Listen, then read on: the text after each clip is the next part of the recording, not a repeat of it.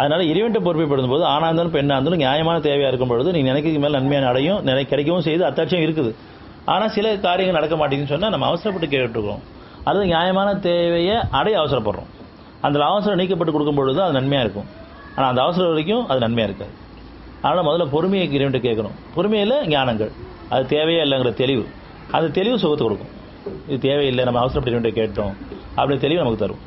அதனால ஒவ்வொருத்தரும் தாம்ப இறைவன் திரும்பும் பொழுது அந்த தேவையை இறைவன் ஒப்படைக்கும் பொழுது அது நியாயமான தேவையா இருந்தால் நினைக்க நன்மை நடக்கவும் செய்து, இல்லைன்னு சொன்னால் தெளிவு கிடைக்குது, அந்த தெளிவு சுகத்தையும் கொடுக்குது. கிடைக்காத நடக்காத காரியங்களுக்கும் கிடைக்காத பொருளுக்காகவும் சோதனை கொடுத்து அவனால் மட்டும் தான் முடியும். அதனால சோதனை விட்டுற மாட்டோம். அந்த அமைதி அதிகரிக்கும், இன்னும் நம்ம நம்பிக்கையும் அதிகரிக்கும். இன்னும் இறைவனை புகழவும் செய்வோம். பரவாயில்ல, நம்ம இந்த தேவை கேட்டிருந்தோம், எனக்கு கொடுக்க நல்லதாக போச்சுன்னு அவனை புகழவும் செய்வோம். அப்பேற்பட்ட பாக்கியம் அவன்ட்டு இருக்குது. அதனால எந்த ஒரு விஷயத்துக்கும் அவன் பக்கம் திரும்பலாம் இருக்கணும். அவன் பக்கம் திரும்பலன்னு சொன்னால் சோதனை தான், அது வேதனையாக மாறிடும். எந்த ஒரு தேவைக்கும் பாதுகாப்புக்கும் உதவிக்கும் விருப்பம் வரும் பொழுதும் என் பக்கம் திரும்புங்க. அதை பற்றி நீங்கள் அவசரப்பட வேண்டாம்.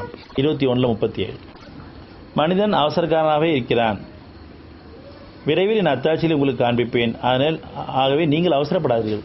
நீங்கள் நம்பிக்கையாளர் இருக்கீங்க, அவசரப்படாதீங்க. பொறுமையை கேளுங்க, குணங்களை விட்டுறாதீங்க. அந்த குணங்களில் என்னுடைய ஞானங்களும் இருக்குது, மறைவான ஞானங்கள், அதில் நன்மைகளும் இருக்குது. அந்த நன்மைகள் நிலைச்சிருக்கக்கூடியதாகவும் நீடிக்கக்கூடியதாகவும் இருக்குது, அதிகரிக்கக்கூடியதாகவும் இருக்குது. ஆனால் உங்கள்கிட்ட எல்லாம் தீர்ந்துவிடும், அல்லாவோட நீங்கள் இருப்பது நிலைத்திருக்கும். அதனால் நீங்கள் அழியக்கூடிய பொருளை தான் அதிகமாக ஆசைப்படுறீங்க, அதை அடைய அவசரப்படுற வழிய குணங்களை தவற விட்டுரும். எதை தவற விட்டுறக்கூடாதோ அதை தவற விட்டுரும்.